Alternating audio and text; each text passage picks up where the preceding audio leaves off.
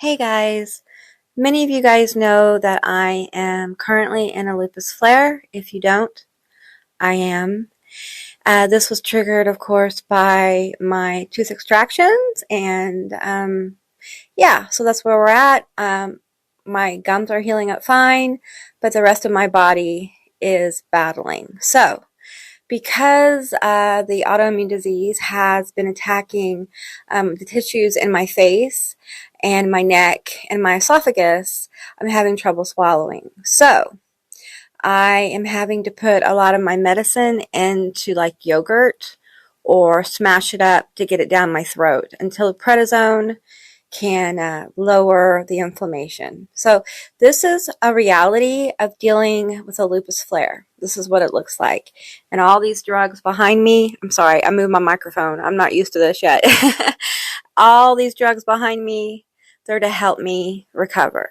They're to help me get back on my feet. So I just wanted to share with you guys, this is what people deal with. It's not fun, but it is necessary. So I think I'll be posting more of these, or I'll add this to a longer video where I talk more about what's going on. But I just wanted you to see, this is what I have to do. I have to take this medicine before I take my prednisone so that my esophagus is nice and coated and my stomach is before I actually take prednisone. Prednisone can be very hard on your digestive system, which isn't good for me right now. So okay, well, let me go eat this, and yeah. Dose 2 of prednisone. I have to take 2 of these little things, and yeah, so I wanted to share that with you. This is the scripts that I'm on. Yeah, this is a reality of dealing with a lupus flare. My air conditioner's on because it's hot outside and I cannot get hot. It will completely make this so much worse for me. So if you hear it, I'm sorry. I haven't plugged in my mic. I just thought that I would share this with you guys because I talk about my lupus, I talk about my autoimmune disease, and so many people have heard me talk about the victory. But right here, honey, this is a battle. This is where the battle is waged. It's a mental, emotional, physical, and spiritual battle for wellness. And I've done this before, and I'll do it again. So, yeah. I'm going to go lay down, and maybe I'll talk to you guys a little bit more. We'll see. Hey, guys. Welcome to the Oracle of Lilith. My name's Amy, and this is going to be a personal vlog. On my channel, I have shared, my struggles with autoimmune disease, and right now, I am in a battle for my health, and I wanted to share the experience with you and kind of let you guys know what's going on. I don't think I will be able to read probably for the next few days or even the next week. Because I am on prednisone, which is a steroid, and woo, that stuff. Ah, man, it is a rough drug. But I know that my doctors only prescribe it when it's needed, and it is needed. It absolutely is needed. So what's happened is that, as many of you know, I've had all my teeth extracted. I did this over a course of several months. Because we were monitoring my immune system just for this situation, okay? And I'm really fortunate, actually, that this happened at the end. Because if this had happened in the middle with my wounds still, like, open, it would have been, that's what I was watching for, because it would have been disastrous. Because the medicine, the prednisone, that they use to control flares also fights, it works against like infections and things like that. So that's why, sorry, I'm holding this phone. I haven't set up a tripod or anything. Anyway, my head's kind of everywhere. I haven't smoked yet. I will be consuming large amounts of cannabis over the next few days. That's also how I control my autoimmune disease, my lupus. Now, what happened was I had these teeth pulled out, right? And you can't really smoke when you have these teeth pulled out. So I was doing edibles. Cannabis has been the medication of choice for me to control my autoimmune disease. And edibles just don't have the same effect for me as the flower does. The flower is very healing. I'm not saying edibles aren't good. They have their uses. So my immune system really responds well to cannabis. And I wasn't able to get as big of a dose as I need on the daily. And I think that has contributed to this flare. So I have no infection. Okay, this is all inflammation, so that's good. That's it. Yay! We like that. We like I don't have an infection. So all we need to do is get control of this inflammation. Now the inflammation is in my left jaw, and it's down the side of my neck, and it has affected my esophagus and my stomach. I have lupus SLE. I don't have the skin involvement that a lot of people do. Mine is all systemic, which means lupus attacks my organ systems. And right now it's attacking my digestive system. So what happened is that I started struggling with swallowing. And I can swallow. The upper muscle is working great. The lower muscles seem to be struggling. I also have gastric esophageal reflux disease, which is called GERD. And I've had that for a long, long time. That's part of the lupus as well. And so my GERDs got started, and I have had to go back on medication for that. I have had to have my throat stretched before, which is usually something they do for people who, are older. But, if I need to have it stretched again, I will certainly do that. But I've been here before. This isn't a new thing for me. And, honestly, the thing that unnerves me the most is having to rest, having to be in bed, because I was in bed for 6 years battling autoimmune disease. But this time is different because for the first time, I know that I'm going to get up. That this is temporary, that I'm going to get healed up and I'm going to get better. And my immune system is going to return to a place of stasis where there's at least some peace. I am unable to take most drugs that treat lupus. My system is just really sensitive. So that's kind of what's going on. Now, I went to urgent care the other day, and I was braced to stay there for a long period of time because that's normally how it has been. I took my phone charger, I took a bunch of water, I took my green tea. I was ready. My backpack was full. And to my surprise, I was in and out in 30 minutes. They understood my disease, and they understood what was going on and got me in and out. No real blood work because I don't have any infection. It's all just a flare. But I was worried that there was some kind of infection or something. But no, it's inflammation. Inflammation can make you feel like you have the flu all the time. The worst kind of flu. The fatigue is extreme. And that's something that kind of is helping me stay in bed because I'm so tired. And a lot of people don't realize, like, when you have chronic illness, taking a shower can require a 3-hour nap after. Normal everyday things are very labor intensive when you have extreme fatigue. Your brain gets foggy. My brain gets foggy when I'm in a lupus flare. And it's hard to explain because lupus affects my nervous system, which includes my brain. And but I kind of want to open up about this struggle because I'm not alone.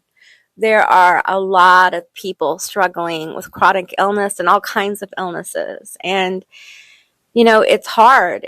It's a difficult thing. One thing I can say about our recent health crisis is that the medical system seems to have been streamlined to the point where it feels like it's more proficient.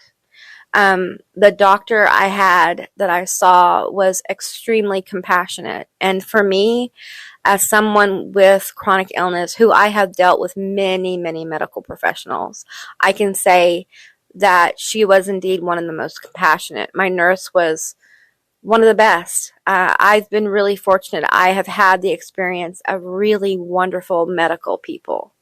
And this is me offering gratitude. If you're listening to this and you're a medical person, I want to thank you because, I do not go into the ER or urgent care unless I am truly at a place where I can't take it anymore. And that's probably not good. I probably need to go in sooner, but the old Amy would have waited until like Monday and called my rheumatologist. But the new Amy said, no, you're at your limit and you need to go. And I'm glad I did. But having such wonderful medical people, especially with all the stuff you guys have had to deal with now and every day, with everything that's going on in the world, I just appreciate the compassion. Because when I go in, I'm going in because I'm suffering and I can't take anymore. So it's awesome that they were so wonderful and understanding. So I just want to say thank you to all you wonderful medical personnel. I wish I could hug all of you because you make healing so much more, I don't want to say the word easy, but it just comforting. It was comforting, and I needed that at the time. So yeah, I'm in bed. And I just took some medicine. I'm probably going to put that in the video. I just took some medicine that I have to take before I take my prednisone so that my stomach doesn't hate me. And then I have other drugs that I have to crush up and put in yogurt or pudding because my throat, I can't swallow that well. And a lot of people don't realize it, but when you start having problems with your lower esophagus, swallowing things, you can kind of feel it in your throat. I feel it in the middle of my back, and it's just a constant pressure. And it's painful. My pain tolerance is very high though, so it's really not fair, but it's painful, but it's uncomfortable. It's between the two for me. So it's it takes you a little bit to figure out what is going on, because I don't have heartburn and things like that. My GERD symptoms have changed. It's not some people would say it's worse because of the whole esophagus thing, but I don't have the constant heartburn and things like that. But anyway, I do have a couple of daily videos that I will put up. I'm also going to probably be doing these vlogs, and I probably won't just talk about my lupus. I'll probably talk about some other things I don't think I've really discussed the fact that my house caught on fire earlier this year. That was a whole thing, and I'll talk about that. Yeah, so, if you guys are watching this and there's anything you want me to talk about, just let me know. This is a good time for me to make talking videos. I don't really know what I'm going to show, because I'm not going to be on camera while I have a flare. And I have committed to the fact that the next time I'm on camera, it will be with teeth. So I look forward to that. It's probably going to be really emotional, so just be warned. But, I'm in good spirits. I'm not really depressed or anything, which a lot of people have flares. It's very normal to be depressed because, when you go down with a flare, you feel like you have not just one mountain, but 20 mountains to climb to get back to a place where you're functional. And some people never get back to that. And, I was pretty much non-functional in a flare that lasted probably 7 years. Flares can last for years. You can have flares on top of flares on top of flares. And I got into that where every system in my torso seemed to be misfiring. And, it's a scary place to be. So for all my lupus family, if you're suffering today, I send you my love and compassion. And I understand your suffering. And I wish that there was a cure. And I really don't understand why there isn't one. I'm going to cry. I don't understand. We can do so many things, but we can't understand why our immune system keeps wanting to take us down. And, I understand why my immune system kicked off. Surgery seems to be a trigger for me. And I had, when you get a tooth pulled, it's surgery. So, and I kind of knew when I started the extraction process that this was possible, but it had to be done. And I was running out of time because I was in a situation where they couldn't give me prednisone because of my teeth. Because I would probably end up with a huge infection. And I've already had a huge infection that took like 3 to 4 rounds of antibiotics to kill. And actually, that is the side of my face that is inflamed. So that's kind of weird, huh? But yeah, so I guess I'll stop rambling. And yeah, I may record when I take my prednisone, just, I don't know, for something to do, to share that with you guys. But if you guys have any questions, let me know. What I will tell you is that if you are ran down all the time, if you are fatigued, if you generally feel like you have the flu, you have stomach problems and things like that, and this is an ongoing problem, there's a very simple test they can do to see if you have inflammation in your body. That's the first test I took, and it led to a diagnosis eventually of lupus, fibromyalgia, and all this other stuff. So I always encourage people to ask for that test because it's a simple one, it's not expensive, and it can really, that little test can really get you a good diagnosis. I don't want to say misdiagnosed because I had other issues, but for years they thought mine was related to like my female organs. So they missed it. But now I had endometriosis. I still have it, but it's I don't have any organs anymore. So, I laugh, but they focused on that. And what's interesting is now science is saying endometriosis is a form of autoimmune disease, which is really interesting. And if someone had ran that test and asked me, I always told people I had lupus in my family, but they never went into it, So this is also about like, you have to advocate for yourself. And man, that's hard when you're sick. And your doctors look at you like you're crazy and they tell you, it's just your uterus. Not just, but you know what I'm saying. Instead of doing like a full, and I don't blame the doctors, they do what they do. But after a while, I kind of gave up until one day, I was just like, my shoulder has been hurting for 5 years.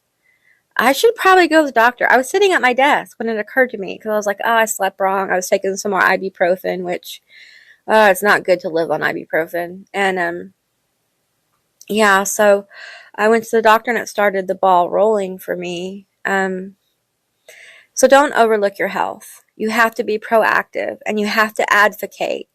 And one of the things I encourage people to do is like, if you have a lot of health problems going on and you're going to go in and advocate for yourself, make a list so you don't forget.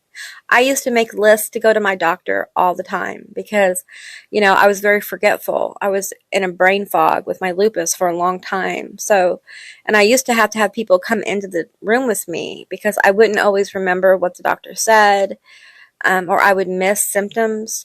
But if you don't have someone who can do that, make a list, make it detailed. Your doctor won't mind. In fact, they'll probably appreciate you putting all your symptoms on the table because sometimes things are missed when we don't list a symptom. So, okay, I think I'm done. So, if you watched this, I appreciate you. If you didn't, I appreciate you. And I hope letting you guys in on, what one of my battles looks like helps you in some way, because it's not easy, but I also am no longer at war with my vessel. I accept that there will be times when I have more wellness than others, and I need to respect the needs of my body. And I took a long time to get here. I lived in denial of having lupus. I lived in denial of my pain, and now I understand and I accept it. you know. It's not that I want it or I manifest it. It's just the reality of being in this vessel right now. And maybe one day it won't be, but right now it is. So that's where we are. So rest and take care of yourself if you're not feeling well. If you are feeling well and you can get outside, go get outside and breathe some fresh air for those of us who really can't. Take care of yourself, and I'll talk to you guys next time. Bye, guys.